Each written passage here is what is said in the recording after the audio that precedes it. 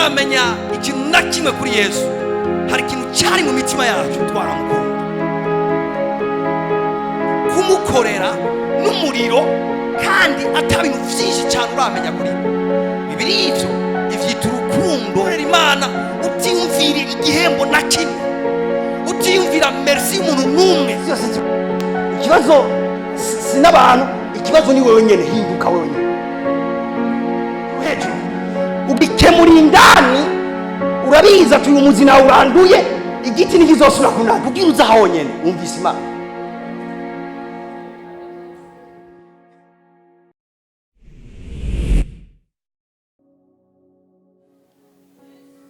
Vuga ati iki ni igihe canje, iki ni igihe canje cyo kujabuka. Umunsi w'Abisirayeli biyo tuva muri situation nk'iyo, biyo tuva bafite ingabire, bafite umugisha w'Imana, bafite ubwenge, mugabo biriko bikomeza Farao, biriko bikomeza Egiputa, ntibariko barabenefisa ikintu na kimwe. Umunsi umwe batangura gusenga Imana, bavuga ati Mana no, ibintu byoshoboka gutya, Mana dukize, Mana dutabare, Mana dukure hano. Imana ikihagurutsa Mose. Mose ahagurutswa nk'umutabazi. Birivuga ngo Imana imurungika muri Egiputa, inkuru ndayigize ngufi, abwira Farao ati Farao rekura abantu b'Imana bidegemvye bagende mu gihugu Imana yabasezeraniye, hama kazobaya ikintu kiri ku buzima bwabo gitangure kubakorera. Farao arabiraba avuga ati no, aba bantu sino barekura, igiti bantu barekura, ndiko ndavyungukiramo kuba bari ngaha.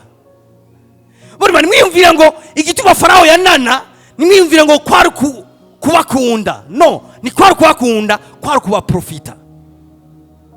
Havuga ati abantu sino barekura, twosigaranya abanyabwenga bahe, twosigarana abanyenkomeza bahe, twosigarana itunga ryacu ryo bari heze, abantu dushobora kubarekura. Mugabo Imana yari yadesize ko bava muri Egiputa. Imana yari yadesize ko ivyabo vyugurura, yari yadesize ko umugisha wabo utangura gukorerabo.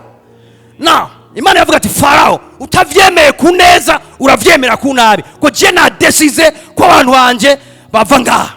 Bari Imana naratangaye, uri kurasoma nta mugabo yarinda nka Farao. Bivuga ngo Imana imuteza ibyago 9 ataremera, kandi ivyo vyago je naravyanarije sanga icyago kimwe cyonyene iyaba jewe sinari kuresista. Nibaze nk'umunsi umwe uri umwami, hamuka cyuvyuka ugasanga ikintu cyose cyitwa amazi mu gihugu cyawe byose byabaye amaraso. Aravuga ati muyanguko nyene sindekura. Mwesho kwibaza ni nka yavuga ati iki cyago ndagishyize ku munzane, nkaraba n'icyo Abisirayeli batumariye, nofuma mita mwisho batumariye tukemera tukapondekana ngaha. Avuga ati cyago ndacakisebuta, ndacakira mugasinda barekura. Imana yavuga ati sawa, ivyo nivyo ugize yeko. Ico cyago irakirengana, irazana ikindi cyago cya kabiri.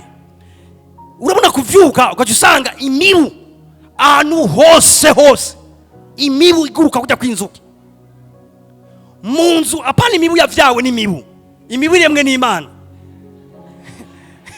Imibu y'icyago, imibu y'icyago ni yari imibu nkijya mubona munzu, icyari icyago. Imibu batazivuye ku buryo naho kwasama wo kwisanga yinjiye imibu ahantu hose. Farao avuga ati ndabiravye naho nyene Abisirayeli sino barekura. Emera imibu bagiye mugasishobora kubarekura. Bitwereka ukunda Abisirayeli bari abantu bakomeye cyane muri Egiputa, bariko barateza imbere Egiputa. Iyo baza kuba rihanga rya goyigoyi, kuvuga ati barekure bigire nta kibazo.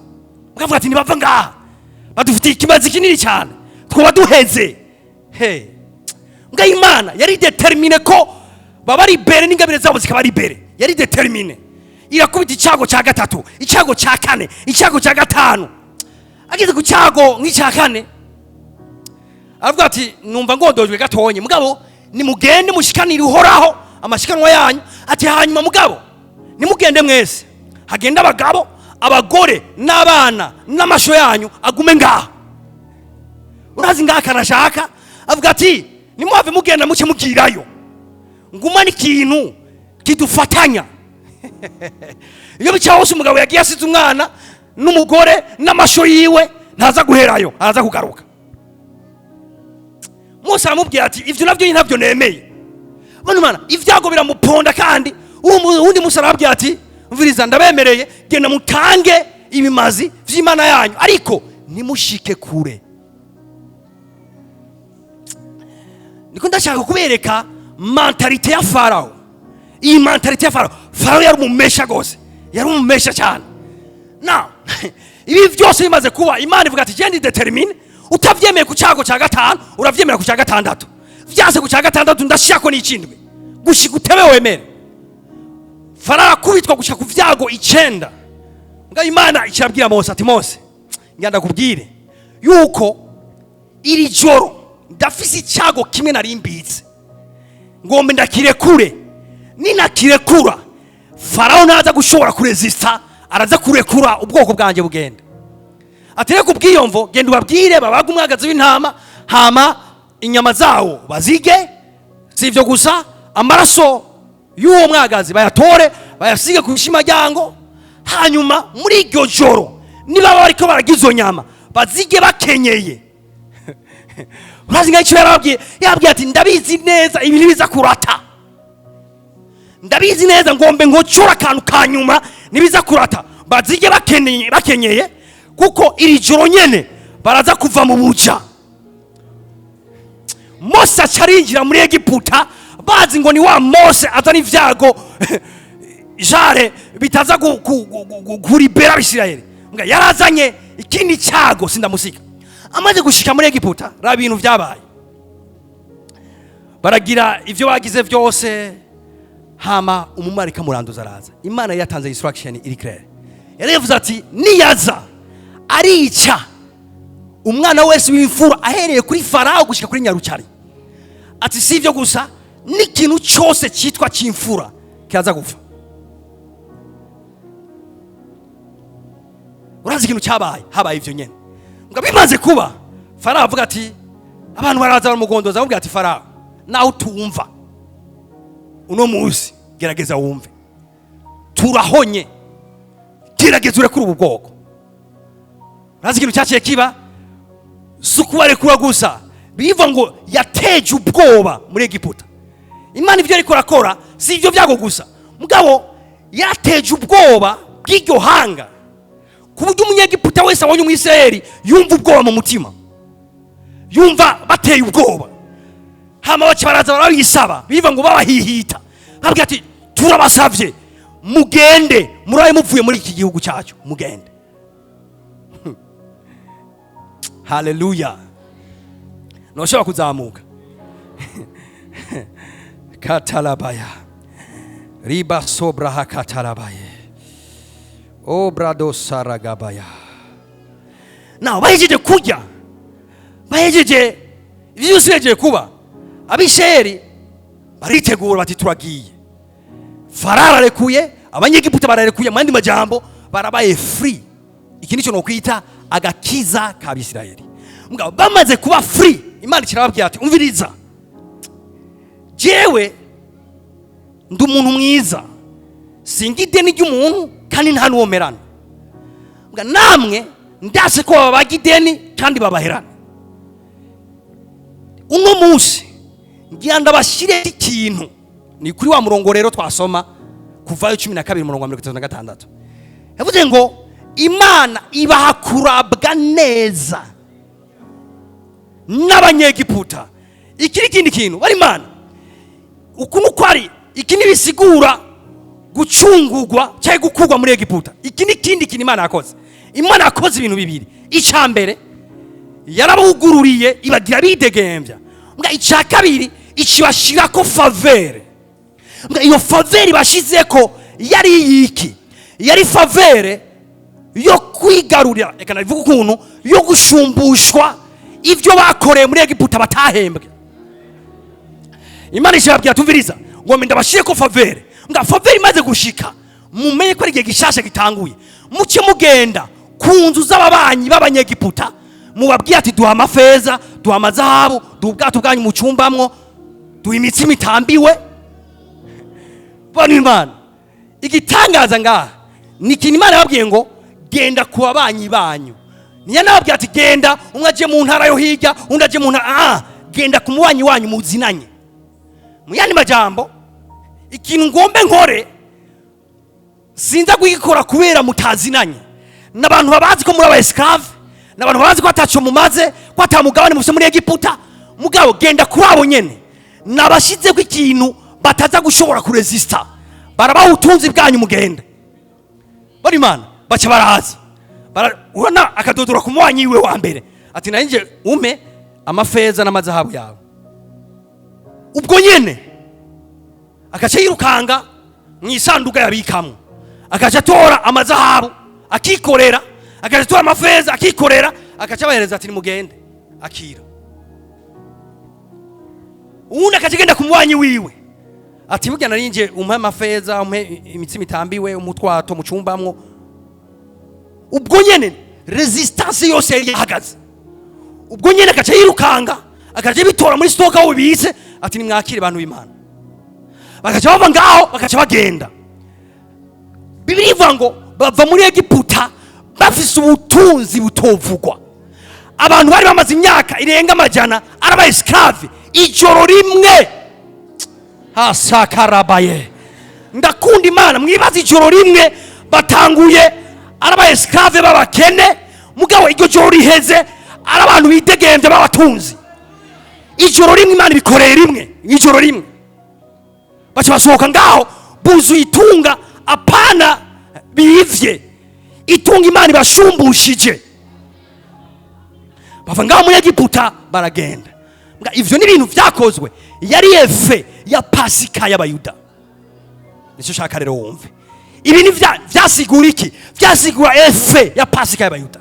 Igihe wa mwagazi w'intama yatangwa, hari ibintu vyimwe mu vyariko birakoreka. Ujya mwagazi wari kuraho ubushobozi Abisirayeli, mbwa wari kurafa uramara ingufu Abanyegiputa. Nagomba ndababwira ngo iyi ni PASIKA yo kurabwa neza. Imana yabaraba gutya. Avuga ati mwebwe sinoshobora kubarekura ngo mugende imvumure. Abanyegiputa barabaraba gutya. Ati mwebwe twarabarenganije bihagije. Reka tubahe ivyacu mugende mu bitwaye. Alo banu Imana. Farao mu gicapo kimwemu farageranywa na Satani. Mu gicapo kimwemu Mose agereranywa na Yesu Kristo. Mu gicapo kimwemu ujya mwagazi watanzwe ugereranywa na ruga rupfu Yesu yapfuye ku musaraba. Mu gicapo kimwemu Abisirayeli bagiranywa n'ishengero. Alo banu Imana agomba ndababwire ko Satani abantu bose atwaye nk'inyagano burya niyipfuza kubarekura kandi ntarafise impuhwe ko yo barekura umunsi umwe. Abantu bose atwaye nk'inyagano agomba ko boba inyagano gushika ubuzima bwabo bwose kuri inosi. Ati mbega pasta abifisemo inyungu zihe? Abifisemo inyungu nk'izo Farao yarabifisemo. Ndabikubwira waruzi ko Satani kuri inosi nakomejwe n'ikomeje, nakomejwe n'ingabire ziwe, nakomejwe ni bushobozi afise, burya komejwe n'ingabire Imana yahaye abantu b'Imana. Ndabigusigurira Satani burya ntiyoshobora kuririmba indirimbo imuhayagiza. Ngurazi icyo akora arondera umuntu yahaye ingabire yo kuririmba. Imana yahaye ingabire yo kuririmba, akaca musufura amajambo, hama wa muntu akaca agenda akamuririmba akamutazira. Satani akamamara. Mbwa yamamajwe n'ingabire yiwe, nta ngabire atanga nazo afise. Yamamajwe n'umuntu Imana yahaye ingabire kanaka. Mbwa uwo muntu ari mu buja, ngasuja gusa n'ingabire ziwe ziri mu buja bwa Satani. Uwo tuvuze ati abantu kanaka bagombe batera intambara, burya realite ni Satani ari nyuma yavyo. Mbwa Satani niyo tera intambara, niyo tora inkongo arase. Ngurazi cyakora akoresha abantu kanaka bizi vya gisirikare bafite ubuhinga bw'ibijyanye n'intambara, hama akabagira imbata ziwe, akababoha, hama akabasufura ivyiyumviro, hama agaprofita ingabire ziwe.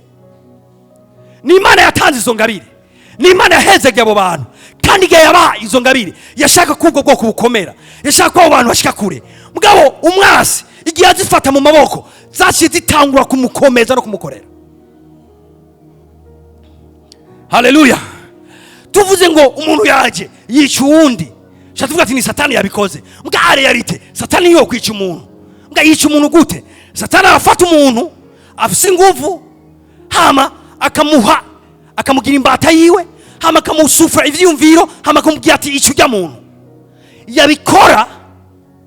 Twe tubona satani, tubona ivyo yakoze. Mbwa are yarite ikintu kimukomeje, akomejwe n'ingabire Imana yahaye abantu b'Imana. Iyo tuvuga pasika ndavuga ibintu bibiri. Icambere nuko umuntu wese muri twebwe aba ari bere mu izina rya Yesu Kristo. Ndavuga ibintu bibiri. Icambere nuko umuntu wese muri twebwe aba ari bere mu izina rya Yesu Kristo.